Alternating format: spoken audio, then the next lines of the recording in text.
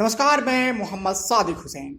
STV news की इस खास पेशकश में आपका स्वागत है। गुलामी की बेड़ियों में कैद हिंदुस्तान आज़ादी की लड़ाई का बिगुल फूंकने पर आमादा था, क्योंकि अब सर से पानी काफ़ी ऊपर तक चला गया था। ऐसे में आज़ादी के मतवालों ने देश को अंग्रेजी हुकूमत से आज़ाद कराने की रणनीति अपनानी शुरू कर दी। देश भर में लड़ाई की बिगुल फूंक दी गई। फिर क्या था? देश के अलग अलग हिस्सों में जमहूरियत को लेकर आवाज बुलंद किए जाने लगे। ऐसे में इस लड़ाई में बिहार की चंपारण की धरती भी अपनी अग्रणीय भूमिका निभाई। यहाँ के नीलहे किसानों का भरपूर समर्थन एक खदरधारी नागरिक को मिला। फिर क्या था? उस अहिंसा के पुजारी महात्मा ने अहिंसा का मार्ग अपनाकर गोरों को यहाँ घुटने टेकने पर मजबूर कर दिया। चंपारण की यह धरती तो उसी दिन धन्य हो गई जब इस महापुरुष महात्मा गांधी ने सन 1917 में यहाँ अपना कदम रखा।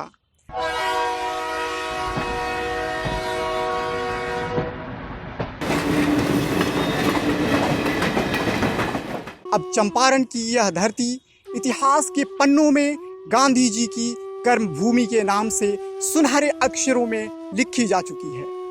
20वीं सदी में जब मुल्क अंग्रेज दमनकारी शासन के खिलाफ जमहूरियत का लड़ाई लड़ रहा था, उसी वक्त कई क्रांतिकारियों ने अपने कलम से भारतीयों पर हो रहे अत्याचार की दास्तां लिखनी शुरू कर दी। यह दास्तां थे साम्राज्यवाद और अधिनायकवाद के खिलाफ। इन्हीं क्रांतिकारियों में से एक थे जॉर्ज ऑरवेल।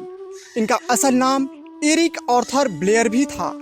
थे तो ये एक अंग्रेज, लेकिन साहित्यकार होने के कारण इन्होंने कई मायने में गांधी जी को समर्थन किया है। इन्होंने हमेशा से सत्यवाद और अधिनायकवाद के खिलाफ अपनी लेखनी को आवाज दिया है। एनिमल फार्म और 1984 जैसी विश्व प्रसिद्ध उपन्यासों को भी इन्होंने ही लिखा है। आपको बताते चलें कि इस महान मिलेनियम राइटर का चंपारण से न केवल गहरा नाता रहा है, बल्कि इसी चंपारण की मोतिहारी इनकी जन्मभूमि भी रही है, जहां इस वक्त हम खड़े हैं। दूसरे शब्दों में हम यह कहें तो कोई अतिशयोक्ति नहीं होगी कि यह चंपारण एक ओर जहां महात्मा गांधी की कर्मभूमि रही है, तो वहीं दूसरी ओर जॉर्ज ऑरवेल की जन्मस्थली भी रही है। करीब 2.5 एकड़ में फैला हुआ मोतिहारी शहर के बीचों बीच सत्याग्रह पार्क का जस्ट बगल वाला यह परिसर, खंडर नुमा ये भवन भी गवाह है इस बात का कि अंग्रेज सरकार में अफीम विभाग में सब deputy agent Richard W Blair के यहाँ 25 जून यानी आज ही के दिन 1903 को एक लड़का पैदा हुआ था, जो आगे चलकर जॉर्ज ऑरवेल के नाम से दुनिया भर में प्रसिद्ध हुआ। लेकिन दुर्भाग्य की इस बात को सन 1983 के बाद लंदन से आए एक पत्रकार यान जैक ने अपनी रिपोर्ट में उछाला। साल 1984 में उनकी रिपोर्ट देश विदेशों के अखबारों में छापी गई। तब जॉर्ज ऑरवेल के बर्थ प्लेस के बारे में पता चल सका।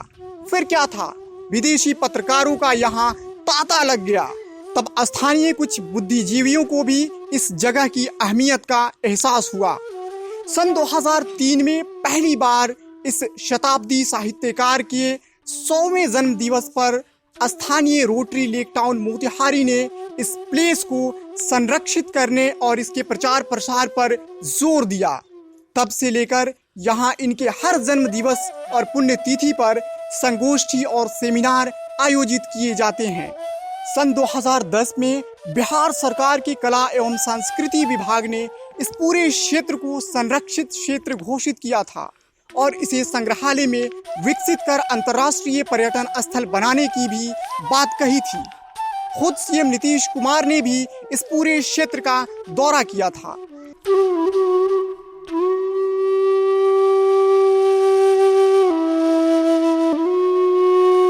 सन 2014 में इसके भवन का नवीकरण का काम शुरू हुआ, लेकिन आज तक इसे संग्रहालय और पुस्तकालय में विकसित करने का काम पूरा नहीं किया जा सका।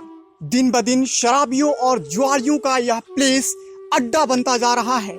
कुछ महीने पहले ही असामाजिक तत्वों द्वारा इस जगह पर पूर्व में स्थापित जॉर्ज ऑरवेल की प्रतिमा को भी नुकसान पहुंचाने की कोशिश की गई थी। तब यहाँ के मौजूदा जिला पदाधिकारी शीर्षद कपिल अशोक के तत्काल पहल पर इसे पुनः इसी जगह पर स्थापित कर दिया गया। लेकिन सवाल यह है कि इतने वर्ष बीत जाने के बाद भी यह जगह आज भी वीरान पड़ा हुआ है। आखिर कब सरकार इस ओर ध्यान देगी? सिर्फ शताब्दी साहित्यकार के जन्म दिवस और पुण्यतिथि पर नमन कर लेने और तस्वीर पर फूल मालाएं चढ़ा लेने और श्रद्धांजलि अर्पित कर देने से ही सच्ची श्रद्धांजलि नहीं होगी, बल्कि इसके लिए सच्ची श्रद्धांजलि तो तब होगी जब इस जगह का जीर्णोद्धार होगा, यहाँ संग्रहालय और पुस्तकालय बनेगा, साथ ही इस जगह को पर्यटन स्थल के रूप में भी विकसित किया जाएगा।